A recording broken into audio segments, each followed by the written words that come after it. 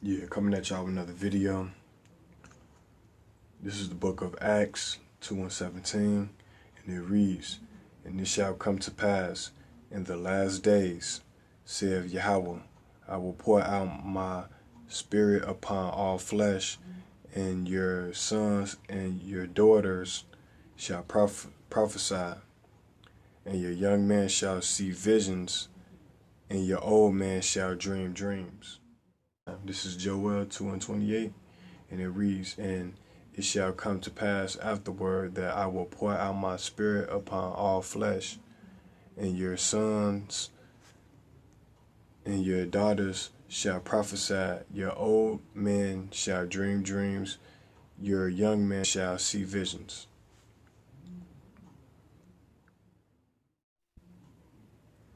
So with that, I'm going to show y'all a few videos. Before I show you the videos, I'm going to say continue to subscribe to my channel, hit the like button with a notification, and leave a comment.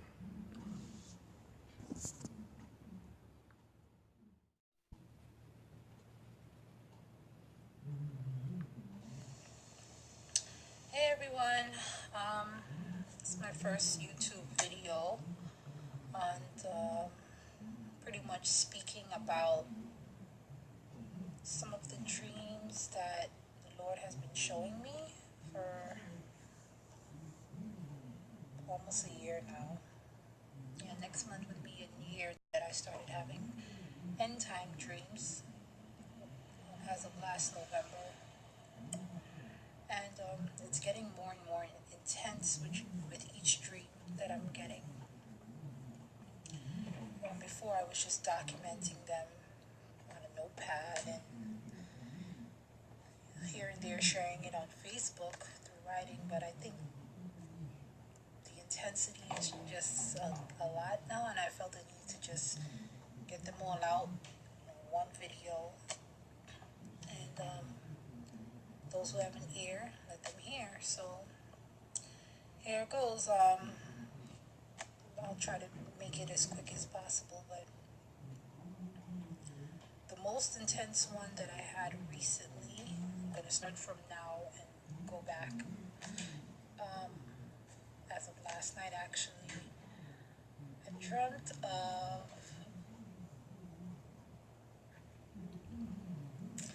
these government agents coming into my home. My husband was not home in the dream. It was just me and the kids. And they were looking for my husband. And they asked to use the bathroom for some reason and take a shower there, which was crazy to me. So they did. And, they really wanted to know where he was. But he was not home. And then the dream switched to two more government agents, which were women this time. They were in their dark navy blue, like business suits, and they had like the little American flag pinned on them. And they said we have to do a mandatory survey, a mandatory questionnaire. And I'm like, okay, but I don't want to do it. And they're like, it's mandatory. Like, if you don't do it, we're going to revoke your citizenship and send you back to your country. And I told one of the women, I was like, well, I was born here in the United States, so where are you sending me? You can't send me anywhere because I was born here. But she basically said, we can make anything happen. So I took it as, she can, report that I didn't comply with this survey and that they would send me to some country even though I'm not from that country. So something in me, in the dream, told me to just comply. And they basically were asking me questions regarding my faith in Jesus Christ. They were like asking, do you believe in the name?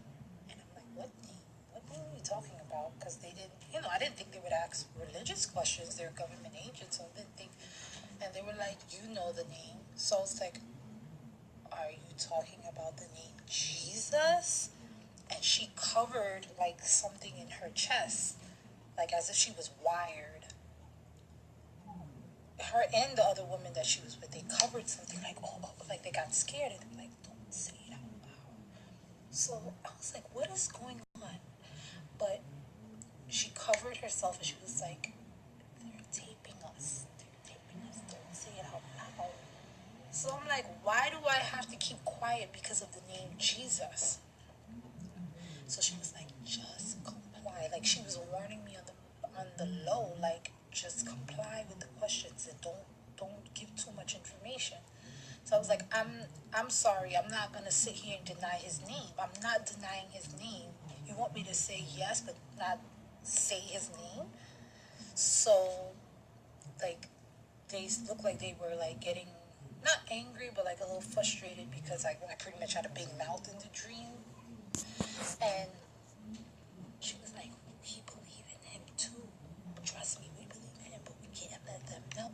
And so I said in the dream, I'm not denying his name. That's what you guys want to do. That's your choice, but I'm not denying his name. So they're like covering this thing on their chest, on their chest, and they're like, we're not denying it. We could say it too. I was like, but why are you sounding like that? Why are you sounding like that? Then that dream ended. So I took it as